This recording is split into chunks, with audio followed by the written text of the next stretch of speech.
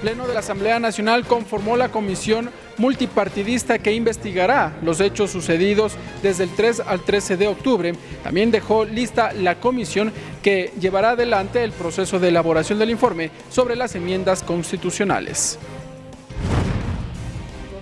Consejo de Administración Legislativa decidió que sueldos de legisladores refugiados en la Embajada de México en Ecuador pase a sus alternos principalizados. Comisión del Régimen Económico avanza con el tratamiento del proyecto de ley económico urgente. Con 8 votos afirmativos, la Comisión de Fiscalización aprobó el inicio del tratamiento de juicio político contra el exministro de Cultura y Patrimonio, Raúl Pérez Torres.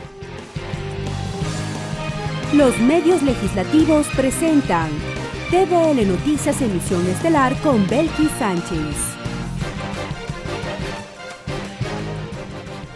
Jueves 24 de octubre de 2019, saludos amigos y bienvenidos a la emisión estelar de TVL Noticias. Enseguida avanzamos con el desarrollo de la información.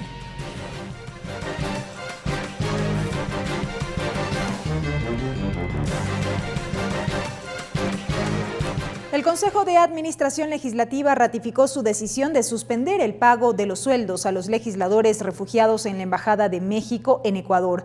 Los valores serán recibidos de forma íntegra por sus alternos, quienes serán principalizados de manera inmediata. La situación de los asambleístas de la Revolución Ciudadana que solicitaron asilo a la Embajada de México fue parte del análisis al interior del Consejo de Administración Legislativa CAL. A través de videollamada, los 3 legisladores, Carlos Viteri, Gabriela Rivadeneira y Soledad Buendía, expusieron las causas del por qué tomaron esa decisión. El segundo vicepresidente de la Asamblea, Patricio Donoso, explicó. Están impedidos de circular libremente según ellos. Nosotros somos ajenos a cualquier acción porque no somos ni fiscales, ni policías, ni jueces, somos legisladores y el CAL en su turno tiene que hacer lo que le corresponda, ver qué hacer con ellos mientras su ausencia esté allí. Los 3 legisladores solicitaron al CAL se considere la principalización de sus alternos y que de la misma forma reciban el sueldo íntegro. El presidente de la Asamblea, César Litardo, mencionó que este pedido fue aprobado por el CAL, lo que demandó reformas al reglamento sobre sanciones y multas de la Asamblea. Para casos que no están contemplados en la ley, en donde hay algún tipo de conflicto judicial o administrativo que impida que un asambleísta esté presente en forma física acá, se suspende el sueldo del mismo asambleísta y se obliga a que los asambleístas alternos sean principalizados para que cumplan su labor y asimismo ellos sean quienes reciban esa remuneración. Con respecto al asilo, los asambleístas correístas han iniciado el proceso de trámite de solicitud de asilo en la Embajada de México en Ecuador. Como avanza el mismo fue explicado por su colega de bancada, Juan Cristóbal Lloret. Dentro de ese trámite demorará algunas semanas o puede demorar algunos meses incluso, y es facultad del Estado mexicano el otorgarles o no esa condición, esa calidad de asilados. ¿El asilo es para ellos y sus familias? Están solicitando el asilo y para sus parejas en este caso. Ante ello, el presidente del Parlamento afirmó que aunque los 3 legisladores se encuentran en legación diplomática mexicana, no han perdido su calidad de asambleístas. De acuerdo a la ley, la posibilidad de solicitar este permiso como tal, y en ese sentido, pues hasta que no haya una acción judicial o una solicitud en firme de una situación como esta, seguirán con su calidad de asambleísta. Cabe señalar que los legisladores están bajo la protección de la Embajada de México desde hace 3 semanas, acompañados de sus cónyuges. Mariela Logroño, TVL Noticias. La Asamblea Nacional conformó 2 nuevas comisiones ocasionales. La primera tramitará el proyecto de enmienda constitucional, mientras que la segunda investigará las acciones adoptadas durante la jornada de protestas del 3 al 13 de octubre. La conformación de las 2 comisiones ocasionales se enmarca en la sesión plenaria 627. La asambleísta Elizabeth Cabezas dio lectura al dictamen de la Corte Constitucional que viabiliza la enmienda a la Carta Política para modificar las atribuciones del Consejo de Participación Ciudadana. Al ser todos representantes tanto de los distintos órganos políticos del país cuanto de la ciudadanía. Por lo tanto, la Asamblea tiene toda la legitimidad y toda la representatividad que se requiere. Los integrantes de esta mesa legislativa son Elizabeth Cabezas Guerrero, Yanine Cruz Vaca, Vicente Tallano Basante, Vilma Andrade Muñoz, Héctor Muñoz Alarcón, Carlos Cambala Montesé, Washington Paredes Torres, Fabricio Villamar. La moción recibió el respaldo de 83 asambleístas. De inmediato, el legislador Fernando Burbano dio lectura a la resolución del Consejo de Administración Legislativa que promueve la conformación de una comisión multipartidista que investigue las medidas adoptadas durante la jornada de protestas en el país. Integrar una comisión multipartidista para que estudie y analice los hechos acontecidos a propósito del paro nacional. Fernando Burbano Montenegro, Jaime Olivo Payo, Doris Solís Carrión, Carlos Vera Rodríguez, César Ron Gervas, Héctor Yepes Martínez y Rosa Orellana Román. La moción recibió el respaldo de 111 legisladores. Ambas comisiones ocasionales se reunieron de inmediato y designaron a sus autoridades. Elizabeth Cabezas estará al frente de la comisión de enmiendas, mientras que Burbano presidirá la comisión multipartidista. Para el primer debate tenemos justamente hasta finales de noviembre, yo presentaré como presidenta designada el cronograma para el día lunes que sea aprobado. Tenemos 30 días, vamos a hacer un trabajo intenso de la comisión, vamos a abrir y a convocar a toda la ciudadanía, a todas las organizaciones que quieran participar. El trabajo de las mesas legislativas arrancará la próxima semana. Ricardo Bravo, TVL Noticias. Entrevista. Y justamente a propósito de este reportaje y lo que allí se decía, la creación de esta comisión ocasional que tramitará las enmiendas constitucionales, nuestro compañero Ricardo Bravo dialogó con la asambleísta Vilma Andrade. De inmediato revisamos esta entrevista. Vilma Andrade, asambleísta nacional por la Izquierda Democrática. Vicepresidenta de la Comisión de Gobiernos Autónomos, Descentralización, Competencias y Organización Territorial. Vicepresidenta de la Comisión Ocasional para el Tratamiento de Enmiendas Constitucionales. Bien, asambleísta Vilma Andrade, gracias por estar con nosotros en la televisión legislativa. Usted ha sido designada como vicepresidenta de la Comisión Ocasional de Enmiendas Constitucionales. ¿Cuál es el trabajo que van a llevar adelante? Bienvenida. Muchas gracias, un saludo afectuoso a la audiencia. Bueno, tenemos una gran responsabilidad que está enmarcada ya en este momento en la decisión que tomara la Corte Constitucional a través de su dictamen de procedimiento para llevar adelante 3 enmiendas que se han presentado durante este tiempo. Pero la más importante, sin duda, es la que limita las funciones del Consejo de Participación Ciudadana y Control Social.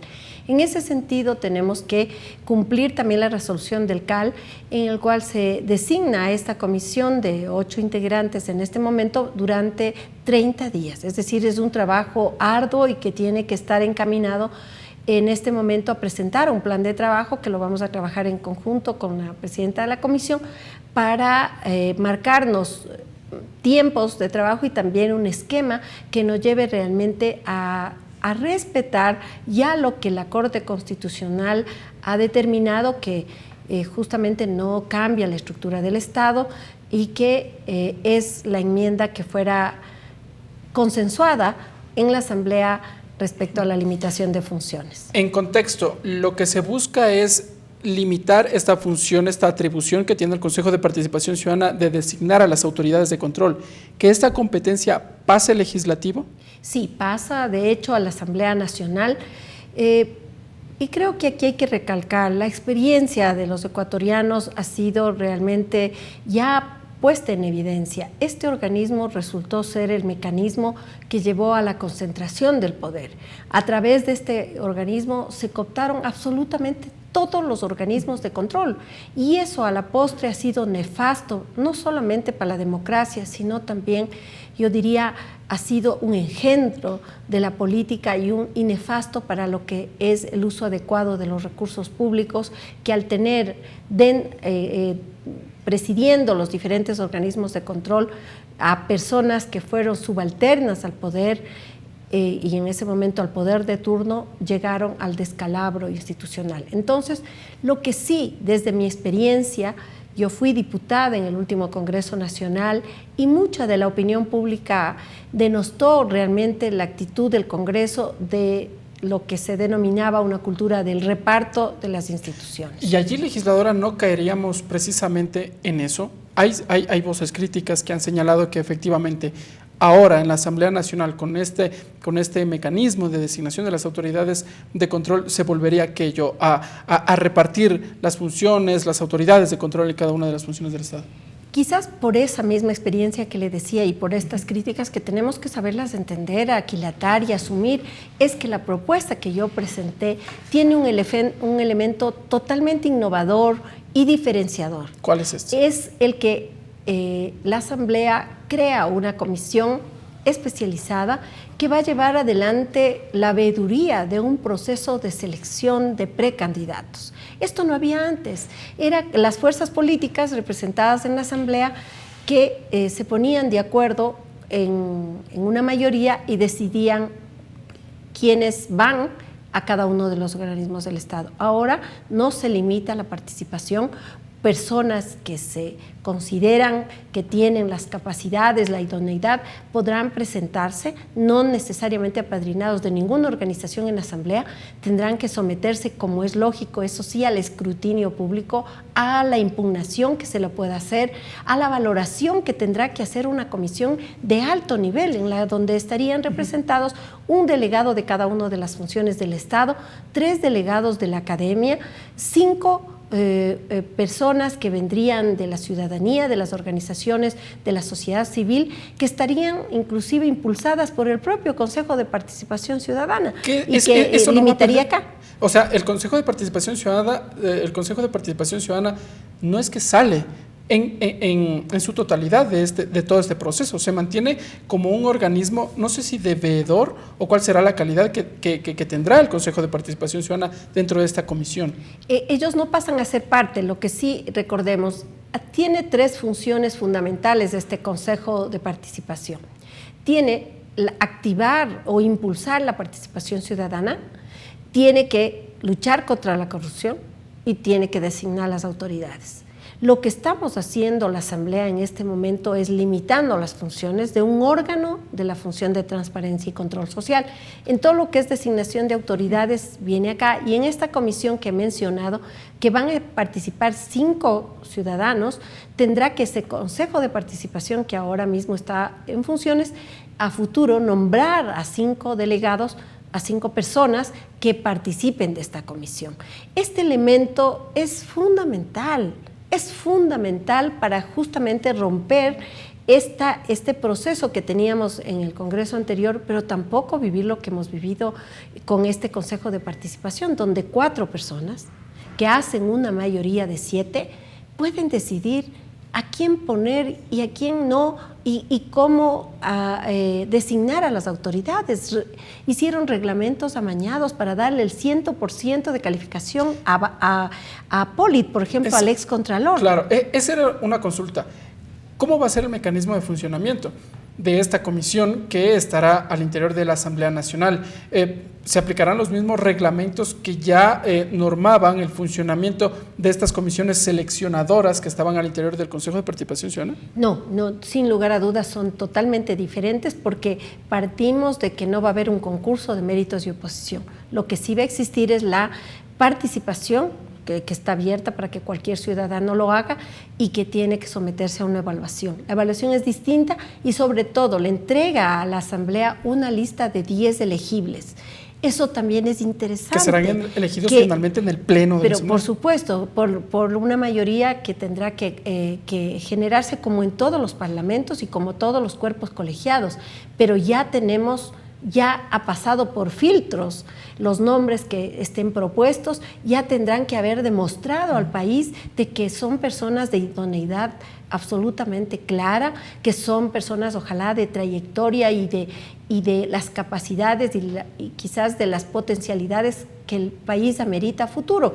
Lo interesante también es que esta propuesta que fue ideada y fue generada desde Izquierda Democrática y que fue luego acordada aquí en el Pleno de la Asamblea, nos lleva también a tener mecanismos de control, de participación, de evaluación y luego, lógicamente, de acuerdos políticos que tendrán que darse para designar, pero ya ha pasado realmente por la posibilidad de llegar inclusive a ser impugnado cualquier persona que pueda decidir o pueda participar. Pero ya no es esta asamblea la que va a designar autoridades. No será esta. Así es. Porque terminarán funciones en el 2021. Así es. Y ustedes saben, de acuerdo a las potestades del Consejo Transitorio, eligieron ahora mismo a los diferentes organismos, a los funcionarios de los diferentes organismos de control que están vigentes, que sus periodos de funcionamiento están vigentes, por lo tanto hay que esperar que esos periodos caduquen y si la ley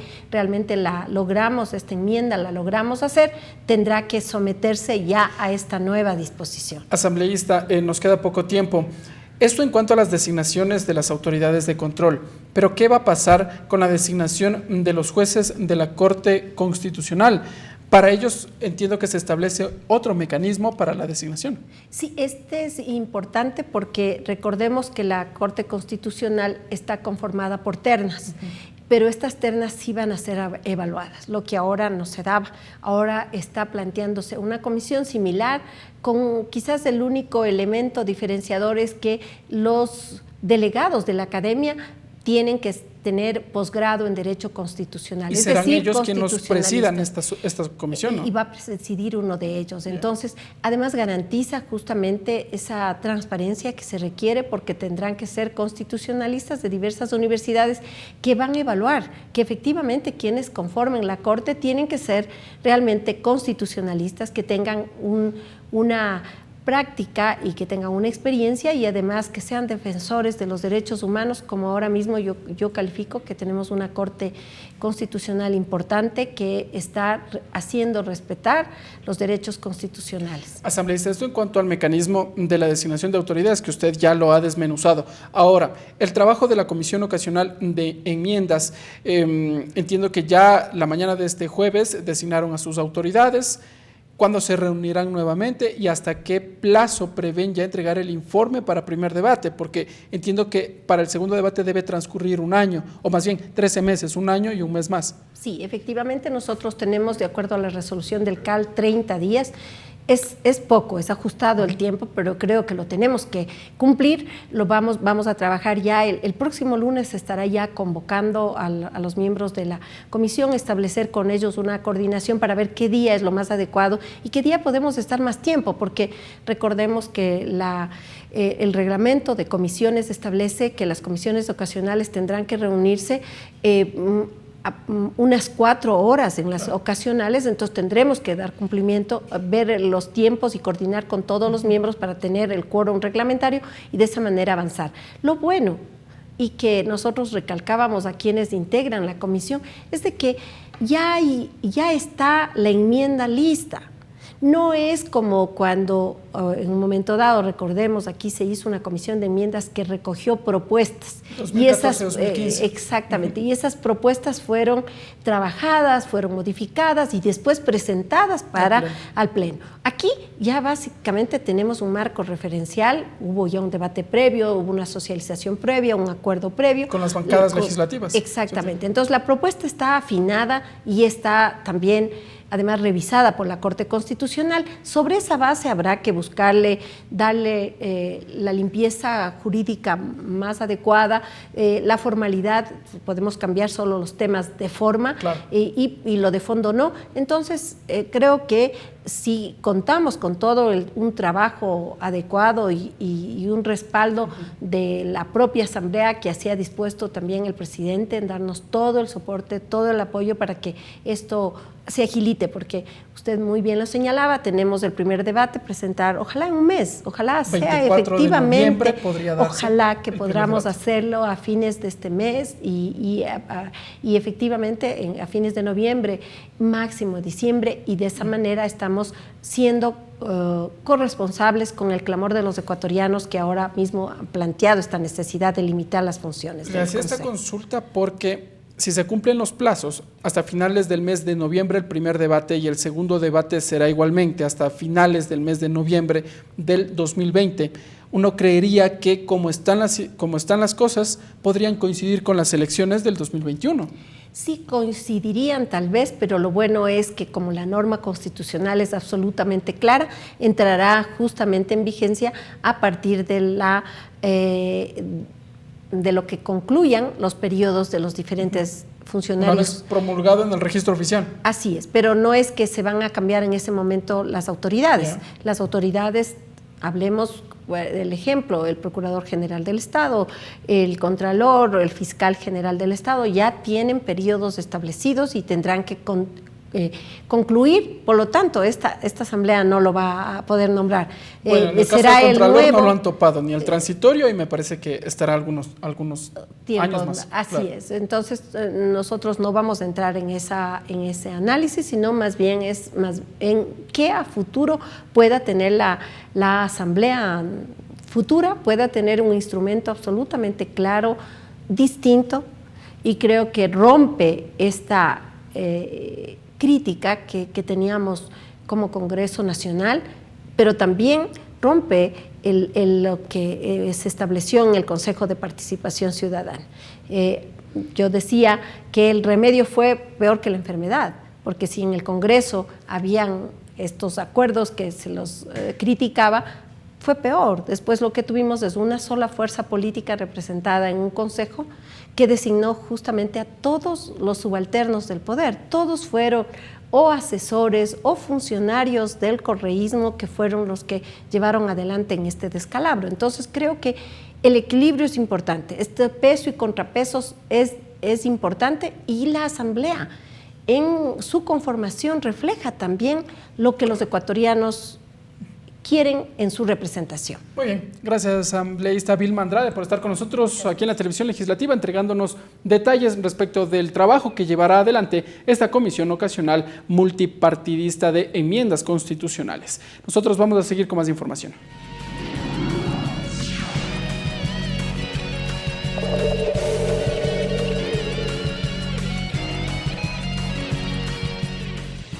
Y en más noticias, las muertes registradas durante el paro nacional fueron accidentales, así lo confirmó la ministra de Gobierno, María Paula Romo, ante la Comisión de Relaciones Internacionales de la Asamblea como parte del seguimiento que realiza al momento esta mesa los hechos ocurridos en 11 días de movilizaciones. A la cita también acudió el ministro de Defensa, quien reveló la razón por la que no se utilizaron armas letales. Al iniciar con su intervención, la ministra de Gobierno, María Paula Romo, aseveró que las manifestaciones registradas en el país fueron extremadamente violentas por grupos que incluso no fueron parte de las organizaciones indígenas. Porque a pesar de haber sostenido 11 días de violencia sin precedentes, la fuerza que usó la Policía Nacional fue fuerza disuasiva y en ninguno de los casos, en ninguna de estas circunstancias que ustedes han podido evidenciar, la policía usó fuerza letal. Durante la exposición del informe preliminar, la ministra indicó que las muertes a causa de las manifestaciones fueron accidentales, mas no producto de un arma letal. Refutó los informes de organismos como de la Defensoría del Pueblo, que acusan a la policía de un uso excesivo de la fuerza. Ni una sola está relacionada con una bala, ni una bala fue disparada, no hay una sola persona que haya perdido su vida como resultado de un ataque o de la manera de repeler que tuvo que usar la policía. Aclaró también sobre los supuestos ataques de la Policía Nacional a la Casa de la Cultura y a los exteriores de la Universidad Salesiana. Dijo que está en investigación.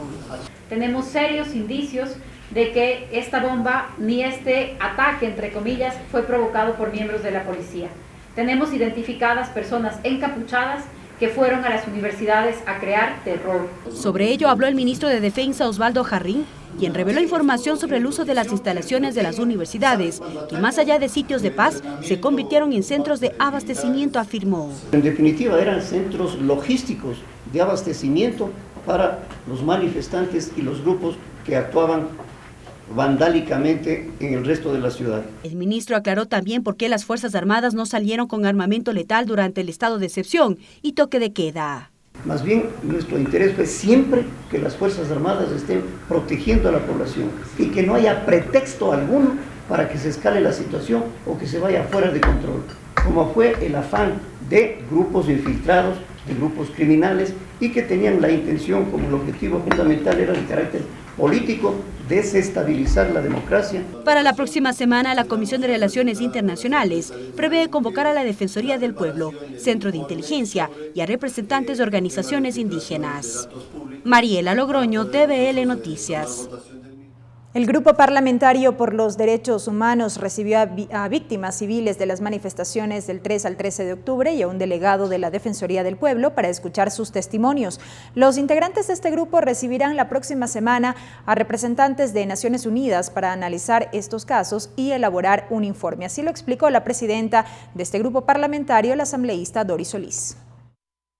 La delegación de Naciones Unidas. Para ello hemos preparado un informe escrito que espero hasta el día de mañana pasar a todo el grupo para recibir sus aportes, pulirlo el fin de semana que represente el criterio de todos. Está hecho con estos insumos. Ese documento, acogiendo tu criterio, Vilma, podría ser compartido a toda la Asamblea como un informe del grupo. Y en otros temas, la Comisión de Régimen Económico de la Asamblea inició con el tratamiento del proyecto de ley económico urgente. En la primera sesión recibió al ministro de Finanzas, Richard Martínez, quien explicó la iniciativa legal que pretende recaudar 731 millones de dólares durante el 2020. Una vez que el Consejo de Administración Legislativa remitió el proyecto de ley económico urgente a la Comisión de Régimen Económico, esta mesa legislativa inició con el tratamiento. En la primera sesión recibió al ministro de Finanzas, Richard Martínez, quien explicó sobre la propuesta.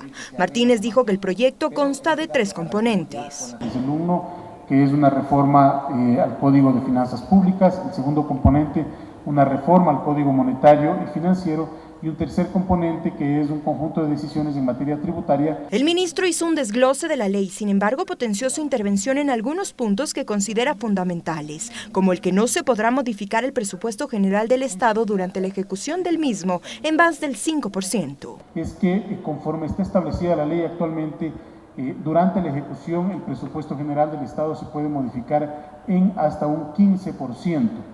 Cifra que, conforme a estándares internacionales y, en nuestra opinión, tiene un alto nivel de discrecionalidad detrás. El proyecto se denomina de crecimiento económico. Esta normativa pretende beneficiar el emprendimiento, pues según cifras, el 90% de emprendimientos no sobreviven por falta de liquidez y financiamiento. Que no va a tener anticipo de impuesto a la renta, que tiene un sistema simplificado de tributación, que le quitamos un peso de encima al quitarles la obligatoriedad de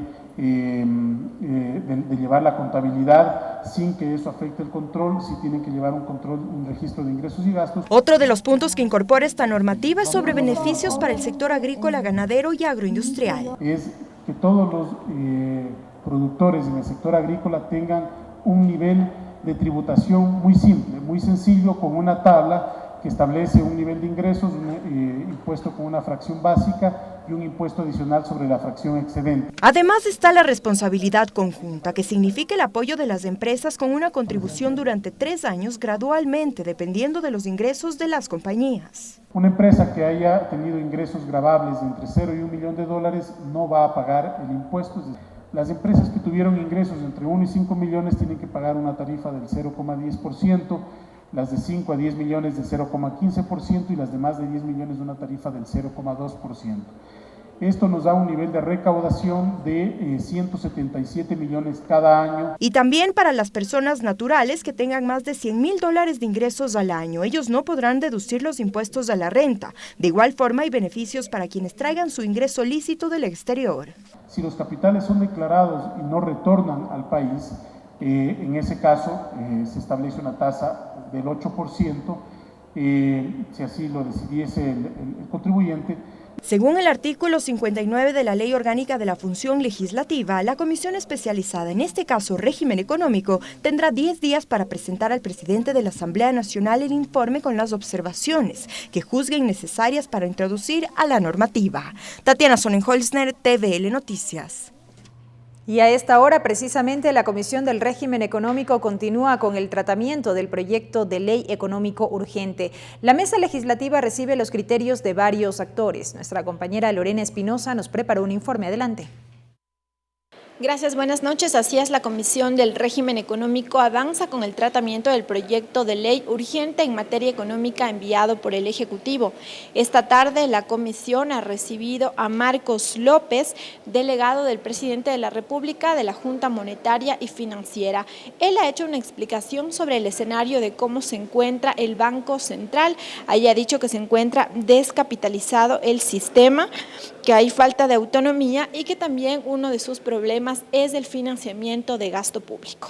El Banco Central del Ecuador se dedica a financiar el gasto público con una creación de dinero, lo cual es ilógico en el sistema de dolarización. Eso los lleva a tomar resoluciones antitécnicas para tratar de proteger al Banco Central de que pueda entrar en una posición de no pago. Y finalmente tenemos la ya tan conocida dación en pago que se da con acciones de CFN, con AFIPS y Banecuador, que son acciones que por ley están prohibidos de ser vendidas. Por ello, dijo, uno de los objetivos de este proyecto de reforma tributaria es precisamente brindar la dolarización y también dotar de autonomía al Banco Central.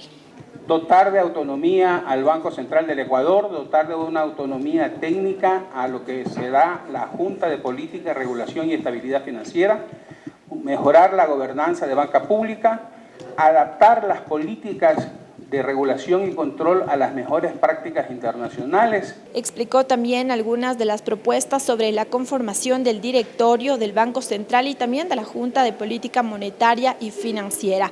En estos momentos la comisión está a la espera de la comparecencia de la gerente del Banco Central, quien también presentará sus observaciones a este proyecto de ley, y en la noche también se espera la presencia del ministro de Cultura.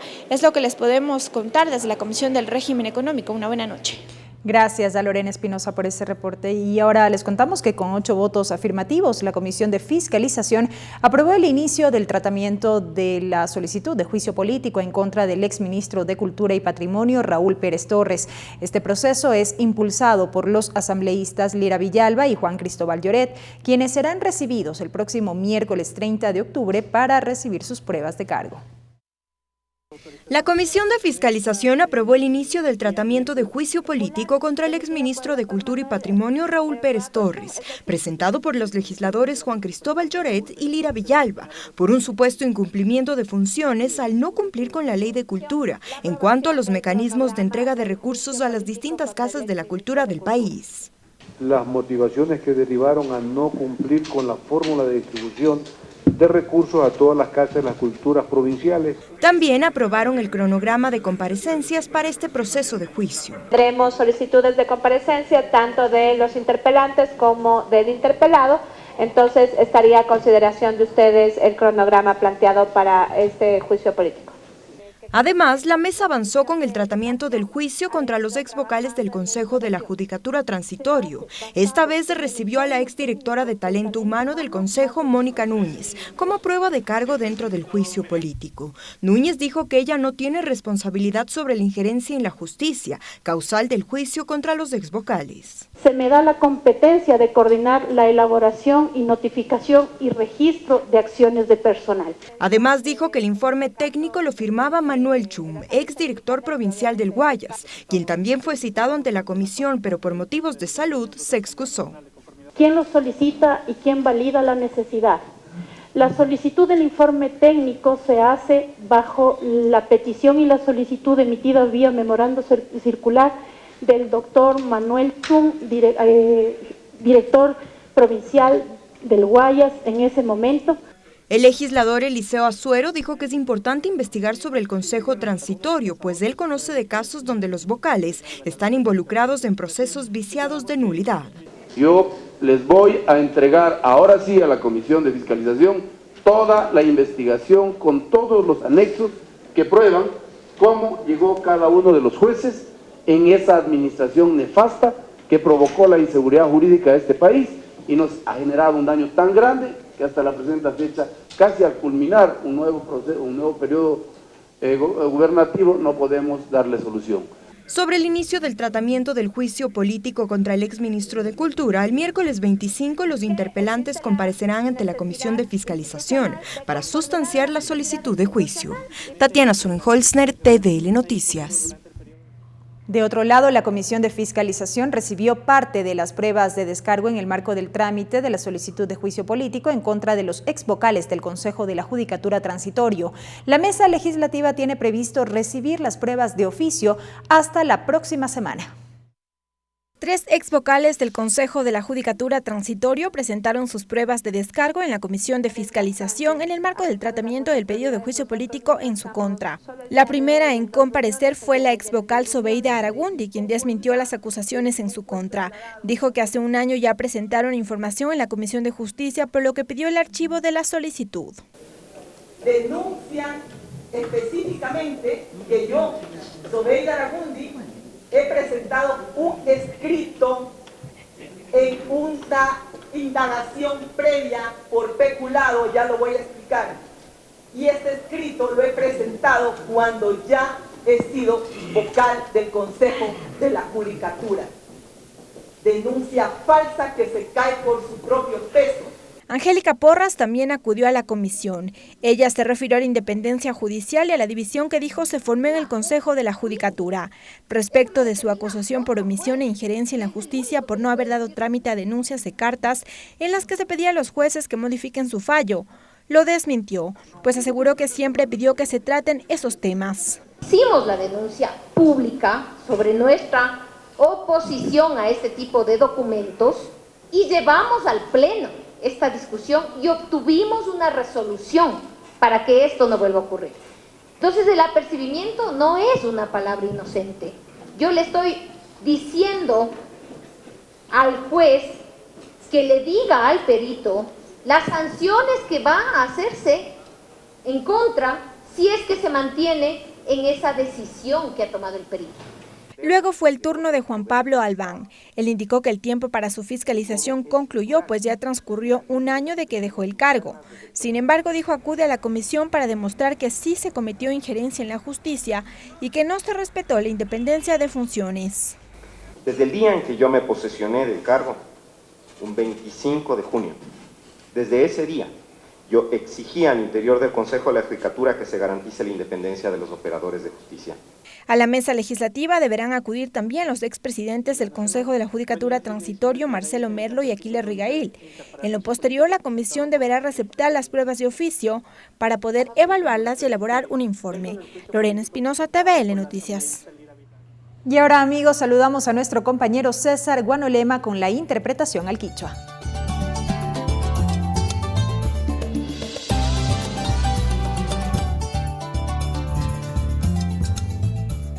Mika chawai chica yukuna yukunchi ya mikasna kai chishipi kikipa guasiman chayamukunchi kichwa shimipi willa ikunawan Mashibelki Sánchez achi chishi willa ikunawan kai pikacharinchi.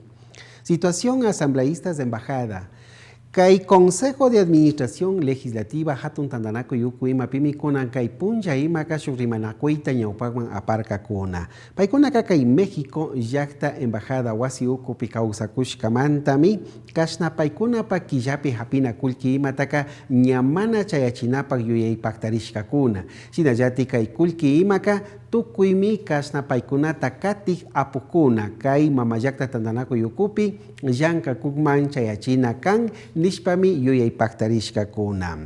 Shukta willaypi charinchi mashikuna comisiones ocasionales. Sinallati kai kutin imami kai mamayakta tandanaku yukupika shuk hatun rimanakuypi yuyaypaktarirkakuna. Kaypimi ishkay mingarishkakunata wiñachirkakuna. Paykunaka kallari kashna kay mingarishka imapimi mamakamachi mushukyachinamanta rimanakunapak. Rikunapak sinallati imalla yuyaykuna kashna paktashka mana paktashkata kaypi yuyashpa rikuchinapakmi kay mingarishkaka ñawpakman katinga nirkami. Sinallati kutin kay shuk mingarishka kuna imaka kasnaka yajik punja kasnaka ñukunchik Ecuador llaktapi hatun atirinakui llaktayu ayukuna charirka chayta imashina paktashka llakikuna tiyashka tukuy chayta rikunapakmi kay mingarishka imaka wiñarishka kan. Shinapash astawan ña kasna llankaykuna imata kallarishun nishpami willachirkakuna.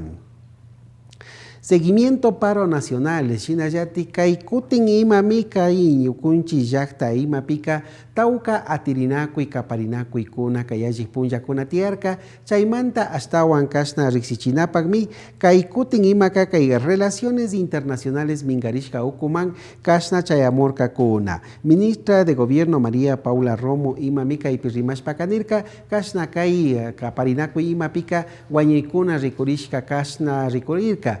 Chaypipas kay hatun kay wañuy ayllukuna imaka urmaspas llakitukushpami wañushka kan shinapas nimamanta kasachapakuna awkakuna imaka paykunataka mana llakichishkachu kan nishpami willachirkakuna. Shinallatik kay ministro de Defensa runa apugimapish nirkami kay hatun kaparinakuykuna imapika awkakuna imaka kasna ama llakikuna tiachun chapaspallami llankarkakuna nishpami willachirkam. Trámite ley urgente, Shinallatika régimen económico mingarishka ukupimi ña llankashpa katikunkuna llakta pushakmanta kasa shukamachita kulkita rikunapa kasnaka machita utkashpa rurachun nishka chayachishka kilka imatami ña rikushpa katikunkuna. Shinapash kay kutin imaka tauka kasna llankana wasikunamanta pushakuna runakuna paykuna imatami kayachishun ninmi kaypi astawan imaya kasna yoykuna chimbapuranapaq mushuyachinapak rikuchichun chayachichun nishpami willachirkakuna. Juicio político Raúl Pérez. Kasna kay ñawpa cultura y patrimonio kay hatun tandanakuy tapushak runa imami kay Raúl Pérez Torres imaka kasna kay kutin imaka ñawinchinapak taripanapak arinishka kan.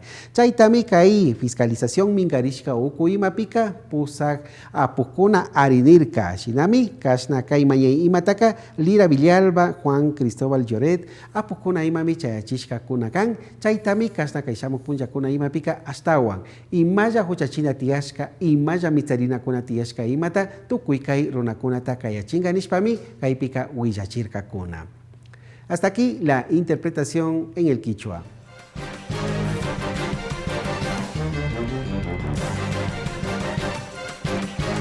Regresamos con TVL Noticias, emisión estelar, luego de la siguiente pausa promocional.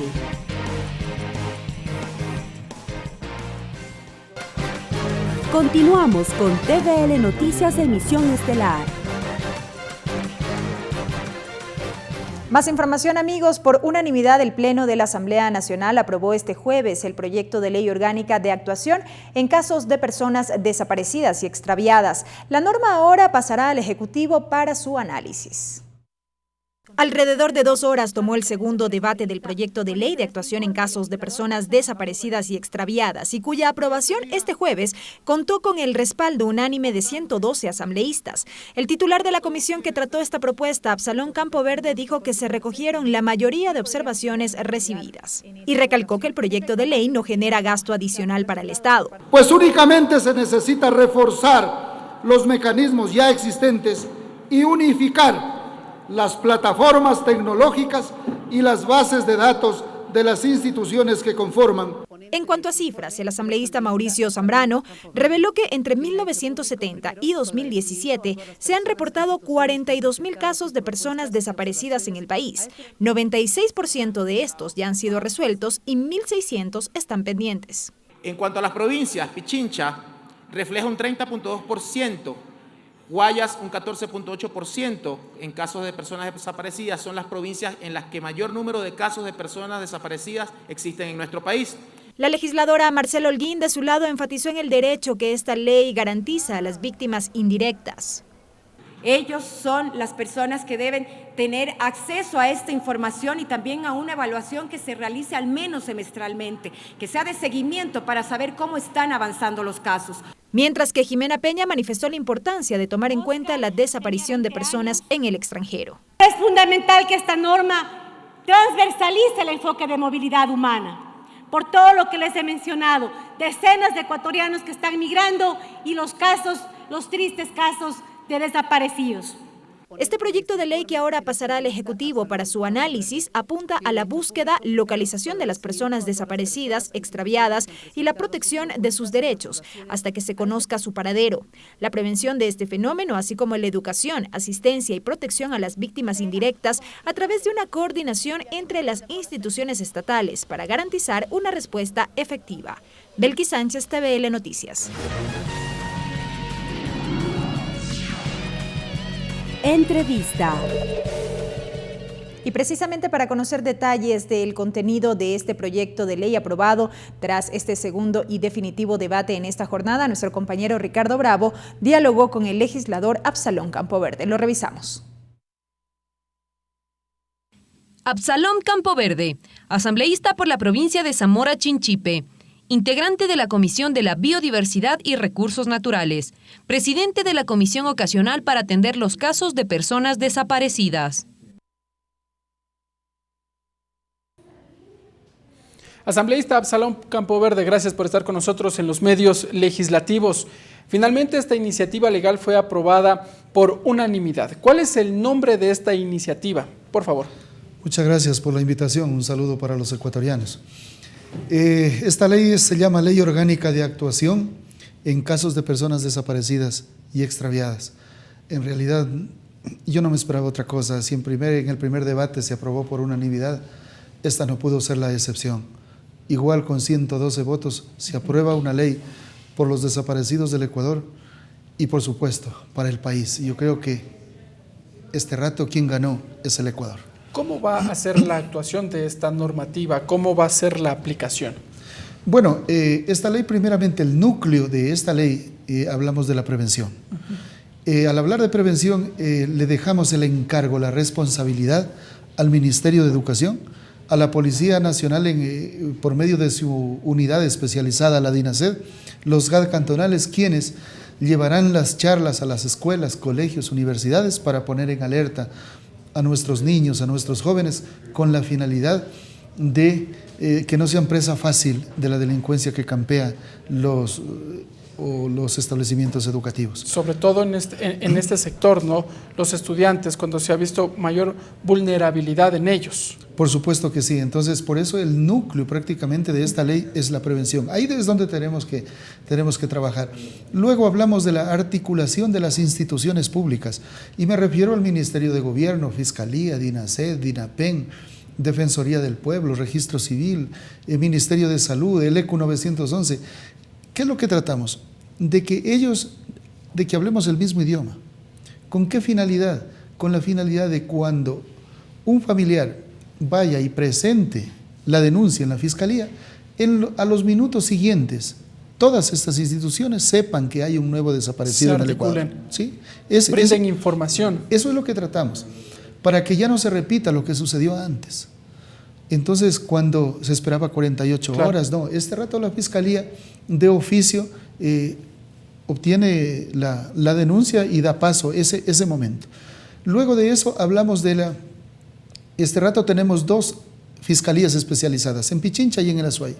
El resto de las provincias no tenemos. Por ese motivo, en esta ley estamos pidiendo la creación de fiscalías especializadas en todas las provincias del país. En las 24. En las 24 provincias, con su respectiva capacitación, tanto a los fiscales como a la Policía Nacional.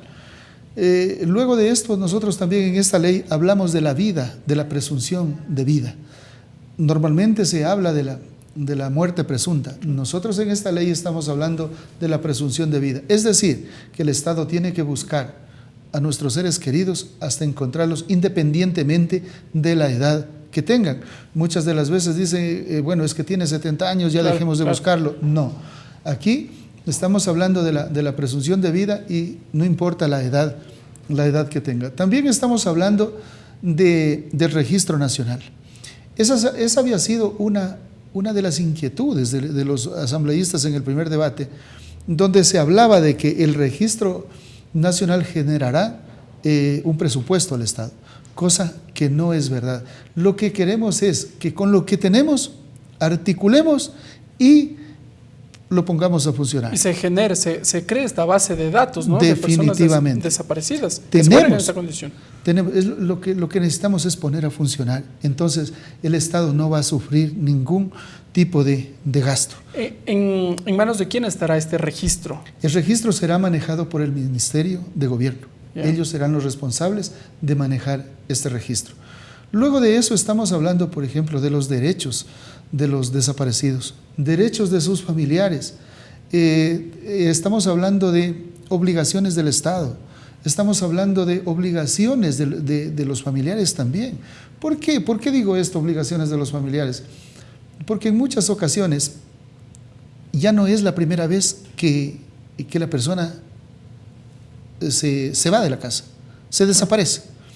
Pero resulta que cuando va el investigador a dialogar con la familia, la policía pide información, no le dan la información fidedigna. ¿Los mismos familiares? Los mismos familiares a veces saben que su ser querido ya con esa va 3 veces, sin embargo le dicen es la primera vez. ¿Por qué? ¿Por qué sucede esto? A veces por vergüenza, por miedo, porque tuvo problemas en la casa o tuvo problemas en el colegio o en la escuela. Hay tantos factores, ¿no?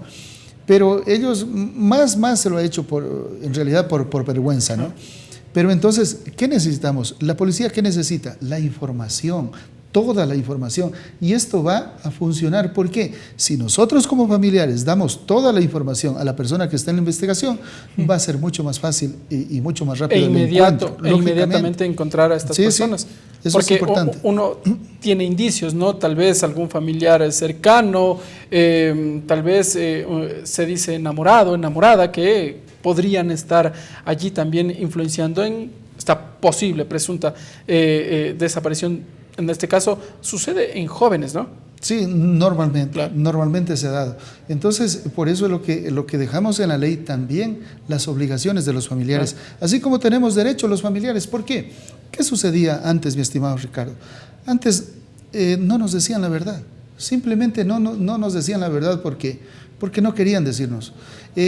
No nos permitían que como familia hagamos el acompañamiento a las investigaciones a la Fiscalía. No como familia involucrarnos en la investigación, sino más bien para hacer acompaño. Para tener conocimiento, al menos, de qué es lo que pasa con su familiar. Para ver qué es lo que pasa. Sin embargo, no se nos permitía.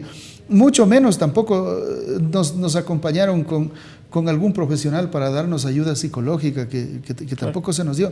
Entonces, todo eso queda plasmado en esta ley, que ahora sí podrán tener ayuda psicológica los familiares y también las personas desaparecidas que fueron localizadas con vida. Entonces les dejamos claro que será un proceso donde se ayude con un profesional para que se pueda recuperar. Ahora bien, legislador, un tema recurrente. Muchos de los familiares han señalado que cuando presentan su denuncia en la Fiscalía, en las autoridades pertinentes, empiezan a encontrar trabas burocráticas. Puede ser de una o de otra instancia en su momento. ¿Cómo esta normativa ayudará precisamente a que estos procesos sean más fluidos, que los familiares que se encuentren en esta situación puedan acceder a, ya nos ha dicho, la información, pero que sus requerimientos sean atendidos de forma inmediata? Lógicamente eso se ha dado. ¿Qué tal, mi querido Ricardo? Que usted llegue y le digan, para darle paso a su carpeta, esta debe tener peso, y se la boten en el escritorio. Eso es lo que sucedía, eso me pasó a mí. Así me trataron, así nos trataron a nosotros. Entonces, lo que nosotros con esta ley, ¿qué estamos diciendo? Capacitación a la Fiscalía. Por favor, tienen que tratar, no estamos pidiendo que nos entiendan en el 100%, pero por lo menos traten de recibirnos de la mejor manera, de tratarnos de otra manera, porque es difícil que nos entiendan 100% el dolor que nosotros llevamos dentro, pero si ellos lo tratan a hacer, yo estoy seguro que lo van a lograr, como profesionales que son, lo van a lograr, y de esa manera habrán hecho mucho, porque el estado anímico en el que uno vive es fatal. Debe ser. Es fatal. Entonces, si de la parte de la autoridad, donde uno tiene puestos los ojos, tiene puesto la esperanza, recibe ese tipo de respuestas, o sea, no nos vamos a recuperar con facilidad. Claro está que muchos de los fiscales, ese ha sido su actuar. Hay que aplaudir a muchos profesionales de la Fiscalía que lo han hecho de la mejor manera. Es un trabajo excelente. Y sobre todo, legislador, se siembra esta esperanza de que finalmente al acceder a la Fiscalía, que los procesos, la información fluya, uno pueda encontrar a su allegado lo antes posible para efectivamente poderlo abrazar tal vez, porque es un momento complicado el que se vive allí. Mire, nosotros en este caso como personas que hemos vivido este tema, es a la Fiscalía donde acudimos porque es el órgano rector y es ahí donde ponemos la esperanza, es ahí donde está dirigida nuestra mirada. Y si de ahí recibimos otra cosa, o sea, ¿a dónde más podemos ir? ¿A dónde más voy? No tengo a dónde ir, excepto, ¿quién me queda? El policía que está haciendo la investigación. A veces a él le toca ser todo, a ayudar en muchas cosas que no se recibe. ¿Por qué? Porque no tengo dónde ir, Entonces, por eso es lo que estamos diciendo en la ley, que hay que capacitar a la Fiscalía. No podemos dejar pasar por alto este tipo de acciones con las que ellos tienen. Y vuelvo y repito, no estoy hablando de todos, pero sí de muchos que han tenido esa forma de actuar. Finalmente, asambleísta, la normativa fue aprobada este día jueves. ¿Cuándo remitirán al Ejecutivo? Porque entiendo que habrá todo un proceso de objeción, tal vez de una sanción o envío directo al registro oficial.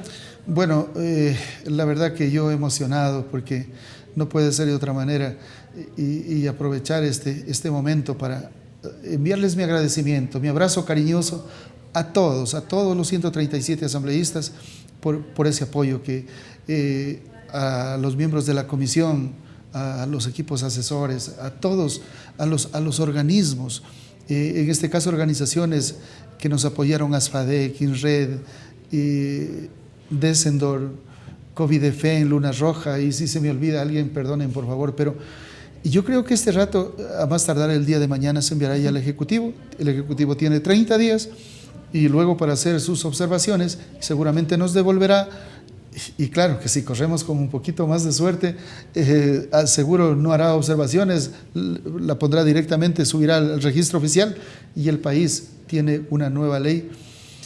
¿Hasta antes de este año? ¿Antes de que concluya este año? Estoy seguro que sí. Hasta diciembre estoy seguro que tenemos esta ley aprobada.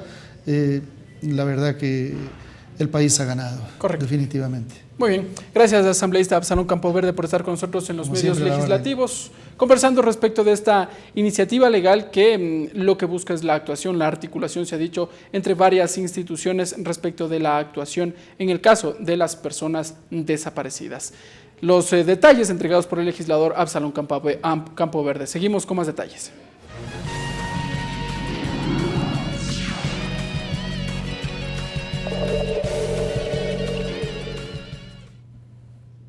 Y al finalizar esta emisión de noticias, amigos, atención a la siguiente nota luctuosa. Ha fallecido la señora María Esperanza Díaz Cañas, madre de nuestro compañero de televisión legislativa Samuel Guerra. Quienes hacemos los medios legislativos expresamos nuestras condolencias a toda su familia por esta irreparable pérdida y a Samuel la fuerza necesaria para enfrentar este duro momento. Paz en su tumba.